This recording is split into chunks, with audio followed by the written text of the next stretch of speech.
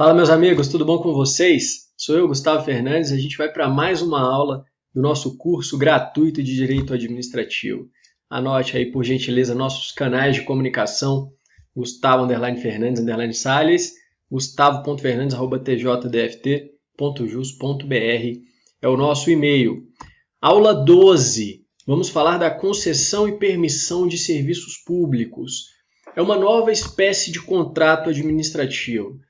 Para introduzir a nossa aula, vamos pensar aqui. Imagine que o Distrito Federal, ou um outro estado qualquer, queira, não por seus próprios órgãos, não por meio da criação de uma autarquia, prestar o serviço de limpeza urbana. Aqui no Distrito Federal há uma autarquia, SLU, Serviço de Limpeza Urbano. Mas vamos supor que o DF não queira prestar diretamente, ele queira que um terceiro realize a limpeza urbana. Limpeza urbana é um tipo de serviço público que não pode ser objeto de concessão, como a gente vai ver. Então, o Distrito Federal teria que celebrar um contrato de prestação de serviços, aquele típico da Lei 8666. E aí ele vai ter que remunerar diretamente o contratado para prestar o serviço de limpeza urbana. Outro caso, imagina que o Distrito Federal quer prestar um serviço público de transportes, só que ele não quer remunerar diretamente. O serviço público de transportes ele pode ser objeto de concessão. Então, o que o DF faz? Ele, depois do procedimento licitatório, modalidade de concorrência, a gente vai estudar, ele celebra o contrato com a empresa concessionária, a empresa vencedora. E ela vai prestar o serviço de transporte à sua conta e risco e não vai ser remunerada diretamente pelo DF, mas sim pelas tarifas pagas pelo usuário. Percebeu a diferença? Esse é o contrato de concessão. A gente já estudou na aula 10 os contratos administrativos. Se você está assistindo essa aula de começo sem ter estudado os contratos administrativos, eu recomendo que você estude a aula 10 primeiro e que você estude a aula 11, por isso que vem na sequência, que é a aula que trata dos serviços públicos. Agora, sabendo dos contratos, sabendo dos serviços públicos, a gente pode falar da concessão, o contrato de concessão de serviços públicos. E a gente também vai falar do contrato de permissão de serviços públicos, de autorização de serviços públicos, para quem entende que ele existe, tem uma controvérsia, e das parcerias público-privadas, que nada mais são do que concessões de serviço público em duas modalidades especiais, a concessão patrocinada e a concessão administrativa. É um tema que eu considero tranquilo, acho que não tem muito o que falar. Quase 90% do tema é letra de lei, não tem muita doutrina, não tem muito o que falar de jurisprudência. Vou apenas sistematizar esse tema para você colocar no seu material. Então, começando com um conceito. Em material escrito, eu trago mais critérios tipológicos para o conceito. Aqui a gente vai falar apenas em relação ao objeto. Usando como critério o objeto, nós podemos falar em concessão de serviço público, que a gente vai estudar na Lei 8987, concessão de obra pública, que a lei chama de concessão de serviço público precedida de obra pública, um nome muito melhor do que simplesmente concessão de obra pública, que traz uma ideia equivocada. Também a lei 8987, mas como fala de obra pública, a gente extrai algumas coisas da 8666. As concessões patrocinada e administrativa, que são estudadas na lei das PPPs, a 11.079, e a concessão de uso de bem público. Aí é um tema já envolvendo os bens públicos, a gente vai estudar em aula específica. Então, se falar em concessão, pode ser tudo isso aí. Para conceituar a concessão em termos gerais, a de Pietro anota. Vamos ler juntos aí na tela. É o contrato administrativo pelo qual a administração confere ao particular a execução remunerada de serviço público, de obra pública ou de serviços que a administração seja usuária direta ou indireta. Aqui é para pegar a concessão administrativa que a gente vai ver. Ou lhe cede o uso do bem público, para que explore pelo prazo e nas condições regulamentares e contratuais. Então, esse é um bom conceito amplo do que é uma concessão. As principais aqui, as que são tema da nossa aula, concessões comuns e especiais. Comuns. O poder concedente não oferece contraprestação pecuniária ao concessionário. Então, o Distrito Federal não paga nada para a concessionária, ela vai ser remunerada por tarifas. Essas são as concessões comuns, que são duas: a concessão de serviço público e a de obra pública concessão de serviço público precedida de obra pública, né, que é vulgarmente chamada de concessão de obra pública. A lei de regência é a lei 8987, a principal lei da nossa aula. Já as concessões especiais são aquelas que permitem não apenas o pagamento por meio de tarifas, enfim, mas tem a contraprestação pecuniária do concedente. São a concessão patrocinária e administrativa, a lei de regência é a 11.079, que a gente vai estudar mais também nessa aula, mas no segundo ou terceiro bloco. Ainda não defini se eu vou gravar 2 ou 3, vamos ver como é que a gente vai desenvolvendo aqui. Beleza. Natureza jurídica da concessão. Bom, existem 3 teorias. Teorias unilaterais. A concessão seria um ato unilateral ou 2 atos unilaterais. Um de império da administração, marcado pelo direito público, e um privado do particular. As teorias bilaterais são 3. Uma entende que é um contrato de direito privado, comum. A outra entende que é um contrato de direito público. E uma terceira fala de um contrato misto. E temos a teoria mista, que diz que a concessão é ao mesmo tempo um ato unilateral do poder público e um contrato de direito privado que busca regular o equilíbrio econômico e financeiro. Então são 2 etapas ali. Qual que prevalece? Com certeza, sem dúvida nenhuma. Isso aqui é só para você, né, se resguardar de uma possível questão mais teórica. Mas não tem nenhuma dúvida. A que prevalece é a teoria bilateral do tipo contrato de direito público. É um contrato administrativo. Tá? É um típico contrato administrativo, só que tem as peculiaridades por tratar do seu objeto, que é a prestação de um serviço público. Por isso tem a lei de regência, que é 8987. Então prevalece amplamente a teoria bilateral, de Pietro, Carvalho Filho e mais uma porrada de autores.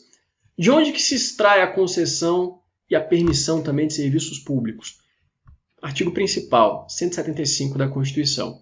No seu parágrafo único ele fala o seguinte: a lei disporá sobre, inciso 1, o regime das empresas concessionárias e permissionárias de serviço público, o caráter especial de seu contrato. Então, o 175 que fala da concessão de serviços públicos, os serviços podem ser prestados diretamente ou por meio de concessão ou permissão, sempre precedido de licitação, está lá no caput. O parágrafo único traz a natureza desse ato aí, é um contrato, tanto a permissão quanto a concessão. Na permissão a gente vai ver a polêmica mais para frente. Concessão nunca teve polêmica, é um contrato. E a Lei 8987, no artigo 4º, fala a concessão de serviço público, precedido ou não da execução de obra pública, que são os 2 tipos de contratos tratados no 8987, será formalizada mediante contrato, que tem que observar os termos da lei, do edital de licitação, né? Sempre tem licitação. Então essa é a natureza jurídica da concessão, é um contrato de direito público. Vamos começar estudando a concessão comum. Depois a gente vai para a concessão especial, que são as PPPs. Disciplinada pela Lei 8987, o conceito legal está no artigo 2º, inciso 2. Concessão de serviço público é a delegação da prestação feita pelo poder concedente, a gente vai ver quem é, mediante licitação, anote, na modalidade concorrência. Sempre modalidade concorrência para contrato de concessão de serviço público. A permissão a gente vai ver que permite outras modalidades. Sempre é uma pessoa jurídica ou um consórcio de empresas. Não pode para pessoa física, diferente da permissão. Que demonstra a capacidade para o desempenho, aspecto negritado aí que é essencial, por sua conta e risco. Grande característica da concessão comum, transfere o risco para a concessionária, para isso que serve a concessão. Toma aí, o risco é seu. Já na PPP, há um compartilhamento de riscos, de ganhos econômicos, a gente vai ver. E por prazo determinado. Qual vai ser o prazo das concessões? A lei estabelece, a gente viu que na Lei 8666 existe o prazo de 1 ano, né, da vigência do crédito orçamentário, tem as exceções lá no plano plurianual e tudo mais. A concessão, a PPP a gente vai ver que é um prazo entre 5 e 35 anos. A concessão comum, a lei não diz qual é o prazo. Ela só vai falar que o prazo não pode ser indeterminado. Então vai ser o edital da licitação que vai prever. A gente vai ver isso aí. Tem também a segunda modalidade de concessão, né, que é a de serviço público precedida de obra pública. Se você ler na doutrina concessão de obra pública, saiba que é essa aí que a lei se refere como concessão de serviço público precedida de obra pública. É a construção total ou parcial, conservação, reforma, ampliação, melhoramento de obras de interesse público, delegada pelo poder concedente mediante licitação na modalidade de concorrência, a pessoa jurídica ou consórcio de empresas, para sua realização por conta e risco, de forma que o investimento da concessionária seja remunerado e amortizado mediante a exploração do serviço ou da obra por um prazo determinado. Então é uma mistura. Constrói a obra, mas não é um simples contrato de obra pública. Depois disso ela vai explorar o serviço. Então, ó, concessão de serviço público mais precedida de obra pública. É assim que funciona. O professor Carvalho Filho, ele reconhece a autonomia desse contrato, porque é controvertido. Tem doutrinador que fala é um contrato acessório da obra pública, enfim. Não, é um contrato autônomo, uma segunda modalidade de concessão comum. E o Carvalho Filho ainda aplaude essa nomenclatura da lei, porque o poder público não concede, entre aspas, não transfere a obra pública. Por isso não pode falar concessão de obra pública, como diz a doutrina.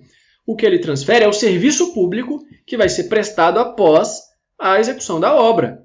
Pode ser um estacionamento, um estádio, um museu, constrói e gerencia ali, presta o serviço durante o prazo determinado na licitação, no contrato.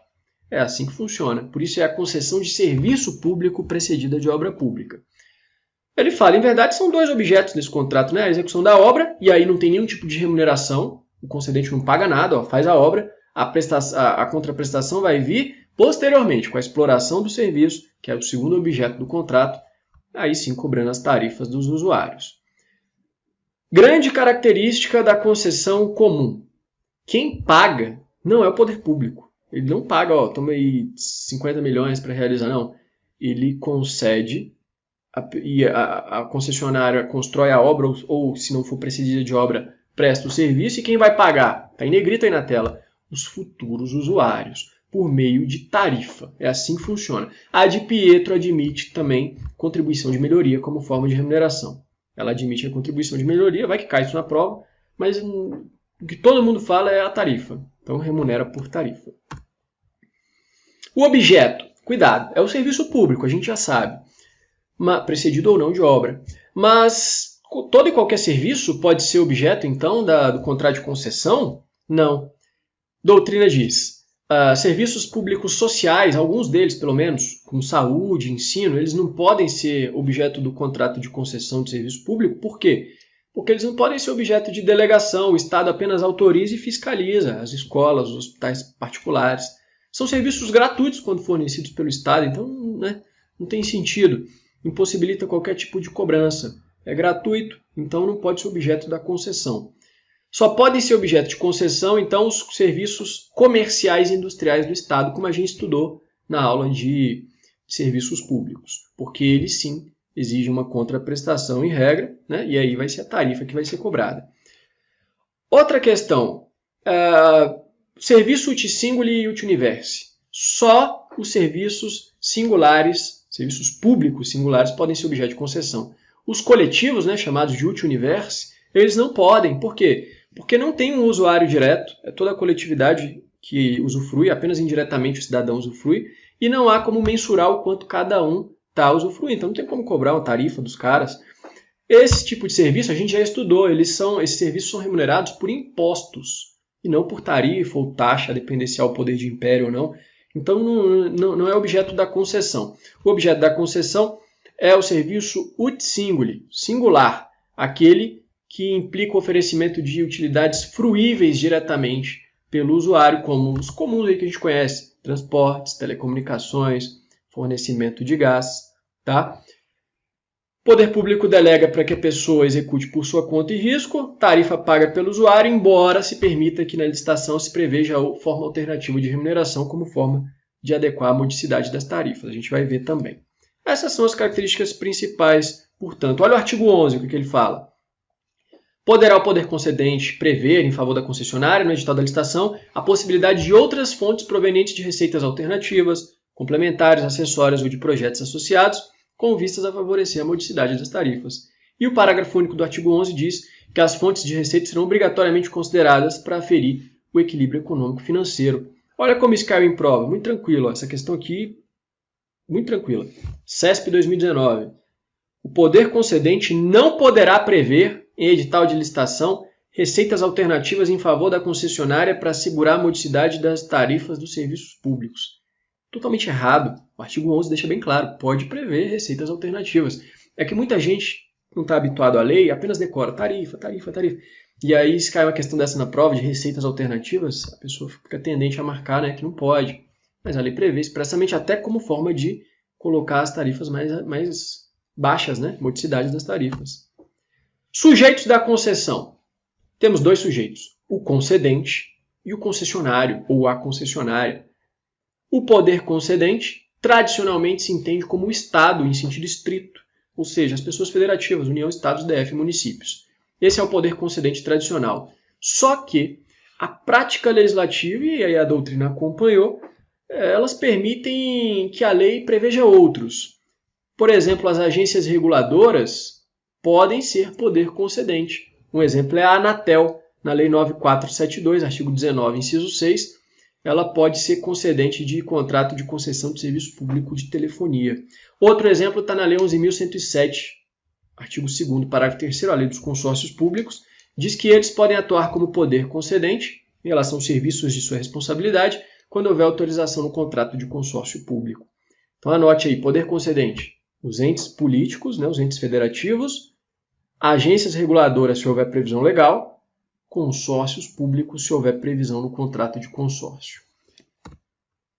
E o concessionário, quem é? A gente já viu, é a pessoa jurídica, jamais pessoa física, ou consórcio de empresas. As pessoas jurídicas que recebem a concessão, segundo a doutrina tradicional, são pessoas jurídicas privadas, né? São empresas. Seria possível que uma empresa estatal, uma sociedade de economia mista, por exemplo, uma empresa pública, figurasse como concessionária? O Carvalho Filho fala que isso é uma excrescência, é uma figura anômala, que tem sido admitida, mas não deveria ser admitida, porque se confunde a delegação negocial, que é o objeto que é o que faz a concessão, com a delegação legal. A delegação legal você cria por lei ou por autorização legal a pessoa jurídica que vai pertencer à administração indireta, à administração pública indireta, uma sociedade de economia mista. Então não tem realmente ali um contrato de concessão. É diferente, é outra situação. Mas o Carvalho Filho mesmo fala, primeiro, isso é admitido na prática. Segundo, em tese é possível, né? Em tese não acontece, é possível no caso de o poder concedente ser de uma esfera e a concessionária de outra esfera. Então a União, por exemplo, celebrando o contrato de concessão com uma estatal estadual, uma empresa pública estadual, por exemplo. Aí sim é permitido, porque nesse caso a empresa estatal estará exercendo a atividade tipicamente empresarial como se fosse uma empresa privada em um âmbito diferente, né? Então não tem aquela delegação legal. Então esse é um exemplo bacana, talvez uma prova mais aprofundada possa te cobrar isso aí. Questão bacana para você anotar. Características da concessão. Bom, primeiro, são as características típicas dos contratos administrativos, então intuito personae, né, um contrato personalíssimo, até porque tem licitação, contrato de adesão, cláusulas exorbitantes, típicas de contrato administrativo, não precisam estar expressas, mutabilidade, né, com toda aquilo que a gente já sabe, embora a gente vai ver como se dá a extinção desse contrato, a gente vai trabalhar um pouco diferente, tem nomes específicos, mas são as regras, as características comuns. Principais diferenças, vamos lá. Primeiro, a responsabilidade do concessionário, essa aqui é importantíssima. O prestador de serviço público, ainda que seja concessionária, tem responsabilidade objetiva por força constitucional, artigo 37, parágrafo 6º. Está lá, ó, em negrito. E as de direito privado prestadoras de serviços públicos respondem nessa qualidade de maneira objetiva. Então, a concessionária, como presta um serviço público, responde objetivamente. E a gente sabe, já desde a faculdade, que responde objetivamente não somente se o dano é causado ao usuário do serviço, mas a qualquer terceiro, mesmo não usuário. RE 591874, muito antigo. Tá? E o Estado, professor, como é que ele responde? Subsidiariamente. Lembra que transfere o risco? Próprio da concessão. O Estado só subsidiariamente se houver insuficiência de bens à concessionária. A concessionária não consegue pagar todo o prejuízo, aí vem o Estado lá, subsidiariamente. Independentemente de qualquer tipo de omissão na fiscalização. Lá na Lei 8666, a responsabilidade do prestador do serviço, do contratado, é subjetiva. E o Estado só responde se comprovar que ele foi omisso na fiscalização. Aqui não, aqui é uma diferença importante. Não interessa se o Estado foi omisso ou não. Ele responde subsidiariamente. Agora, a de Pietro, aqui não está na lei, é uma visão doutrinária, parece correta. A de Pietro fala o seguinte, o Estado vai responder solidariamente caso tenha omissão na fiscalização, culpa em vigilando, ou uma má escolha da concessionária, culpa em eligendo, né? Então, uma dessas hipóteses aí poderia o Estado responder solidariamente, mas aí é a doutrina. Na prova, se a questão falar especificamente disso, beleza. Se a questão não fala nada, meu amigo, responsabilidade objetiva da concessionária, Estado, poder concedente, subsidiariamente, independentemente de qualquer coisa. Insuficiência de bens, aí vem o Estado. Esse é o principal para você anotar. A fiscalização do Estado não elimina ou atenua a responsabilidade da concessionária, está na lei, olha o que diz a lei, vamos ler juntos, artigo 25. Incumbe à concessionária a execução do serviço concedido, cabendo-lhe responder por todos os prejuízos causados ao poder concedente, aos usuários ou a terceiros, sem que a fiscalização exercida pelo órgão competente exclua ou atenue essa responsabilidade. Outra peculiaridade do contrato de concessão, saindo agora da responsabilidade, é que é sempre precedido de licitação e mais, na modalidade específica da concorrência. O artigo 175 da Constituição é muito claro, ele fala que quando o Estado presta serviço público diretamente, pode fazer diretamente ou por concessão ou permissão, precedido de licitação, então sempre tem que ter licitação. E se for concorrência, e se for concessão, se não for permissão, se for concessão, sempre concorrência, anote. Não se aplicam hipóteses de dispensa da licitação do artigo 24 da Lei 8666. Não existe dispensa de licitação para concessão de serviço público, nem para permissão de serviço público. Não existe. O que a doutrina acaba admitindo, pelo menos a de Pietro, é a inexigibilidade. Porque a inexigibilidade ela não depende de previsão legal. É uma questão fática, quando há inviabilidade de competição por ausência dos pressupostos da licitação, pressuposto jurídico, lógico, fático, a gente já estudou isso. Então, só tem uma empresa que pode receber o serviço, então não tem como fazer licitação, só tem aquela lá, não tem como, né? Inviabilidade. Mas a dispensa de licitação você não admite. Olha como isso vem sendo cobrado em prova. Juiz 2018, VUNESP. Sobre a concessão de serviço público, é correto afirmar que a licitação será inexigível na hipótese de inviabilidade da competição. Até aqui tudo bem. E poderá ser dispensada nas hipóteses da Lei 8666? Errado. Outra, CESP agora. A concessão de serviço público deve ser precedida de licitação, não lhe sendo aplicáveis as hipóteses de dispensa da Lei de Licitações. Perfeito. É isso aí. Sempre precedida de licitação. E se for concessão, modalidade concorrência. Agora, cuidado. Quase ninguém fala disso, mas a Lei 9.074, a lei que criou o Programa Nacional de Desestatização, ela dispõe lá no artigo 29 que pode ser o leilão nas licitações relativas à outorga de nova concessão, com a finalidade de promover a transferência do serviço prestado por pessoas jurídicas no Programa Nacional de Desestatização, ainda que não haja alienação das cotas. Então, existe uma situação peculiar, saiba que existe na Lei 9.074, que admite o leilão. Mas se na prova falar que é modalidade licitatória e a concorrência, marca certo. A não ser que a questão seja bem direcionada a essa exceção, aí você sabe que existe o leilão. Forma de escolha do vencedor. Bom, tem algumas regrinhas próprias de licitação na Lei 8987. Essa é aquela parte que o aluno vai dar aquela olhadinha. Mas a gente já destaca algumas coisas, né? Por exemplo, o critério para julgamento. Tem critérios próprios aqui na 8987. O menor valor da tarifa, maior oferta, no caso de pagamento ao poder concedente pela outorga da concessão, combinação 2 a 2, ou dos critérios 1 e 2, inclui o 7 também, que eu coloquei ali embaixo, ó, melhor oferta de pagamento pela outorga após qualificação de propostas técnicas. Então, pode combinar 2 a 2 esses 3 critérios à parte aí do inciso 3. Tem também a melhor proposta técnica, quando já houver um preço fixado no edital. Então, o preço é esse, melhor proposta técnica. E tem mais combinações aí nos incisos 5 e 6, que eu peço que você dê uma olhada com calma depois, para a gente não ficar lendo demais artigo aqui na aula. Como isso já caiu em prova? Juiz 2019, Santa Catarina. De acordo com a Lei 8987, que dispõe sobre o regime de concessão e permissão da prestação de serviços públicos previsto no artigo 175 da Constituição, beleza? Na hipótese de concessão de serviço público precedida de execução de obra pública, o julgamento da licitação deverá ser feito exclusivamente de acordo com o critério do menor valor da tarifa? Não, tem vários critérios. Não tem que ser exclusivamente esse. Está errado. Também a lei fala que em igualdade de condições tem preferência a proposta da empresa brasileira. E, ainda no tema da licitação, o edital pode prever inversão das fases de habilitação e julgamento. A princípio, primeiro vem a habilitação, aí toda aquela documentação dos licitantes, depois o julgamento.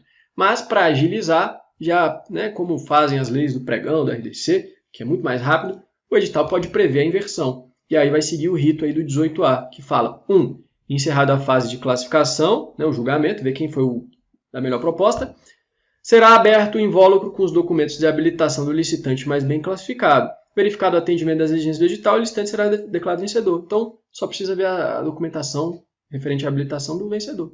Se ele for inabilitado, aí vai para o próximo. Analisa os documentos da segunda melhor proposta e assim sucessivamente, se ele for eliminado. E 4. Proclamado o resultado final, o objeto será adjudicado ao vencedor nas condições técnicas e econômicas por ele ofertadas.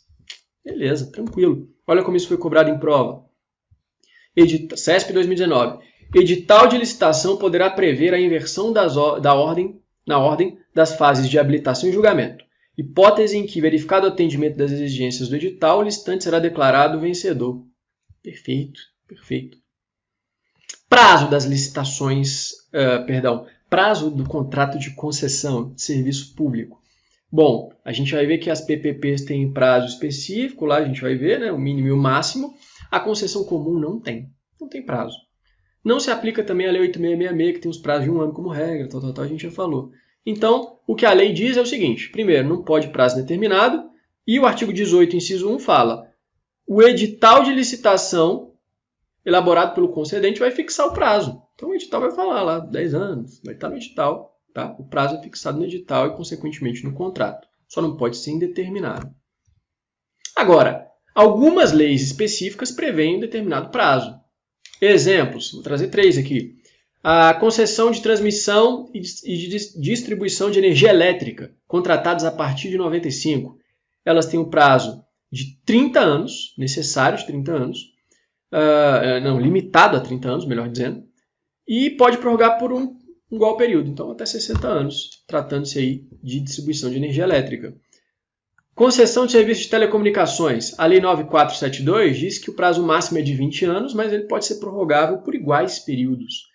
Isso, inclusive, é uma modificação recente da Lei 13.879 de 2019, então anota aí que é questão nova. E a própria Constituição Federal, no artigo 223, parágrafo 5º, ela diz que a concessão ou permissão para o serviço de radiodifusão sonora e de sons e imagens será de 10 anos para a emissora de rádio, 15 anos para a de televisão. E ela traz como se dá a concessão, a renovação, né? A outorga da concessão para a renovação desse serviço. Mas a princípio 10 anos para a emissora de rádio, 15 anos para a de televisão. Então existem leis que estabelecem prazos. Fora isso, vai estar no edital. Prazos máximos, né? Algumas têm prazos máximos, né? Prazo máximo de 20 anos e tal. Prorrogação do contrato é admissível. Está lá no artigo 23.12 como uma das cláusulas essenciais, tem que constar lá como que vai ser a prorrogação.